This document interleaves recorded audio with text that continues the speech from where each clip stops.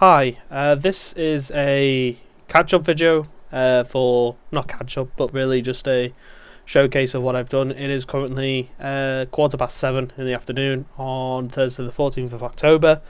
It's been quite a few hours after our meeting. I was told that a good direction, basically after taking my dungeon generator, that I've created and making an actual dungeon creation tool. So a dungeon master could come in and be like, I want to create my own dungeons as opposed to having something make it for them. So what I've went ahead and done is I've started working on that exact thing. The way this works is, previously in my last year, in my second year of uni, we learned about grids. We learned that if you took a node and if you took a simple node master, did some cool little maths to it, you could actually figure out how many you could actually create a grid. This is the blueprint to that. It's dead simple. It gets the x cubes, the y cubes, spreads them along at a spacing of where was it? I believe. Oh yes, I've set it up to be custom. So if you just focus on here, if I go to details here, so x cubes 15 by 15 at a spacing of 500. For example, if I wanted a very, very small dungeon of 5 by 5, which should be about 25 squares total, as you can see, it makes that. But if I go to this, it creates that. So this should be 35. Sorry. So it creates a grid that is interactable. So if I just leave that at 15 by 15. For now, for the showcase, I can show what I've done. So basically the way that's working is that's taking this node, duplicating it along a bunch of spacing that's set up to create a grid.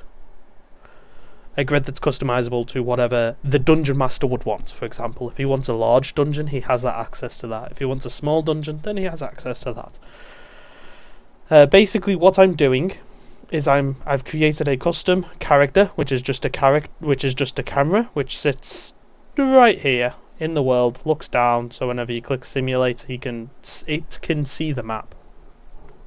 But I'm basically taking that, set up a bunch of buttons to do a bunch of maths to get what's underneath the mouse cursor at all times, rotating and that. So let's start off with like the simple thing.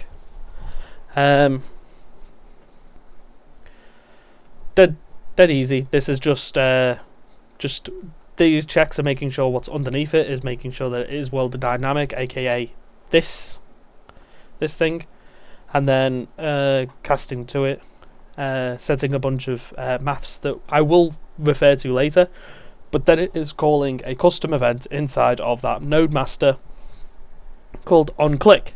The way this is working is by it basically changes this basic node into one of these. Now, I was also told by my supervisor to look into data table and structures. I have done that. I have created a structure of things that could quite possibly turn into for those tiles. For example, if the DM wanted to, for example, add his own tile, because right now I've got the basic one, so I've got, this is a T, I have a plus, so the four sides are open, right angle, so it can go that way. I've got a spawn tile and a straight tile.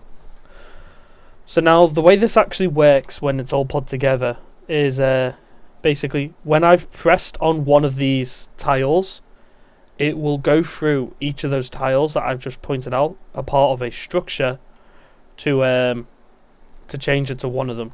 So if I show how that works, the way this works is, let's say for example, oh yes, this is also it shows which one you're hovering over. So let's say I want that tile there to be the spawn. It is now the spawn tile. That's a straight one, that's a right angle, but that's a T. But I don't want to go back down. I want to go that way. Or hell, I want the option to go straight. So let's say for example, I want to go straight, and then I want this to be a right angle, so that I can create a room now. So as you can see, yeah. This is extremely basic, as in like there's these are just turning into tiles that have got arrows on them, as you can see. But yeah, this gives control to the DM to whatever they want.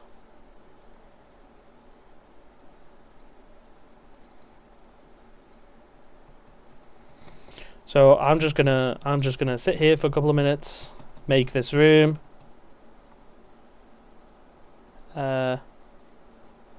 Let's say I want that to be an exit, that to be that, this to be a blocked area, this to go straight, that to go right, and then to go to a T, go to 2 blocked areas. There you go. It's this tool with more time put into it can become an actual toolkit for somebody to use to make their own dungeons. But I have got it working. There's proof that it's working. The next step for this would be saying this is my dungeon, and then going ahead and pressing play, or extracting it so that it can actually be used as a static mesh for something else. But yes, there we go. A dungeon creator.